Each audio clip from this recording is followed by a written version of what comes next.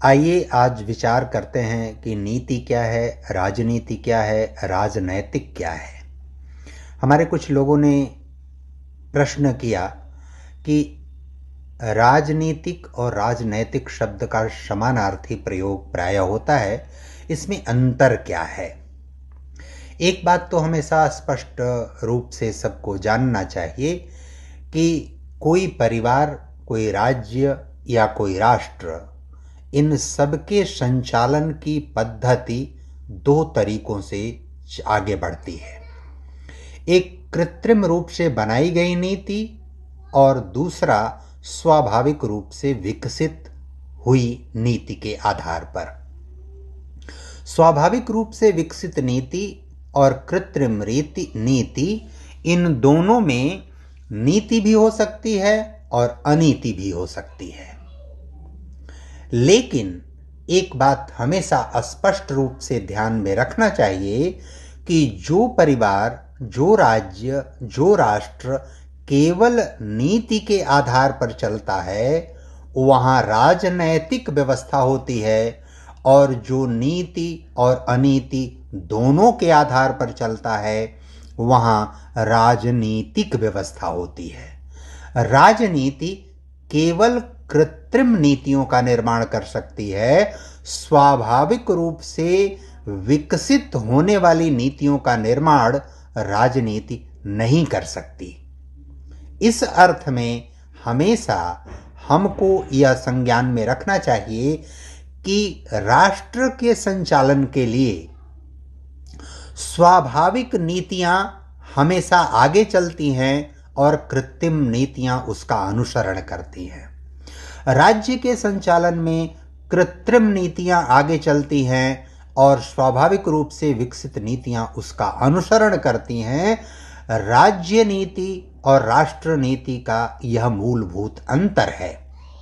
इसी नाते किसी राज्य के संचालन में शिक्षा नीति, रक्षा नीति, गृह नीति, विदेश नीति और अर्थनीति, ये 5 प्रमुख नीतियां आधार स्तंभ के रूप में कार्य करती हैं। स्वास्थ्य नीति, कृषि नीति आदि इन्हीं के सहगामी नीतियों के रूप में, अर्थनीति के सहगामी नीतियों के रूप में और अन्य नीतियों के सहगामी उपनीतियों के रूप में कार्य करती हैं। लेकिन मूल रूप में राज्य नीति में शिक्षा नीति, गृह नीति, विदेश नीति, रक्षा नीति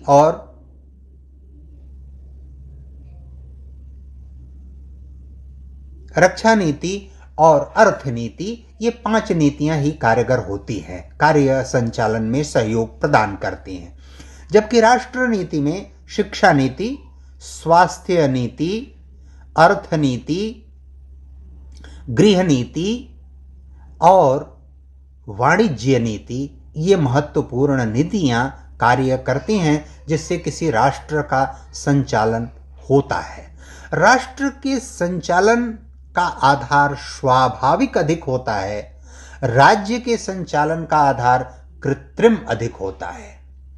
इस अर्थ में हमको राजनीतिक और राजनैतिक का अर्थ समझना बहुत आवश्यक है कि राजनैतिक क्रियाविधि में हमेशा स्वाभाविक रूप से विकसित नीतियों की प्रधानता होती है तथा वह अनीति से 100% दूर होता है।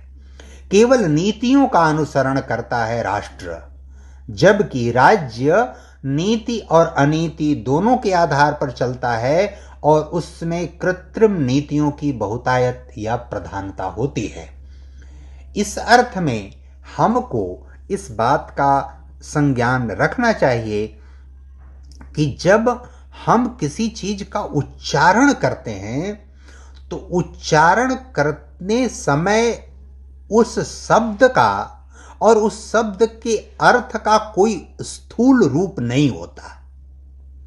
उस उच्चारण से जो ध्वनि निकलती है, उस ध्वनि से एक विशेष प्रकार का नाद होता है। उस नाद के कहीं भी वायुमंडल में टकराव से वह जो ध्वनि है वह स्थूल रूप प्राप्त करती है।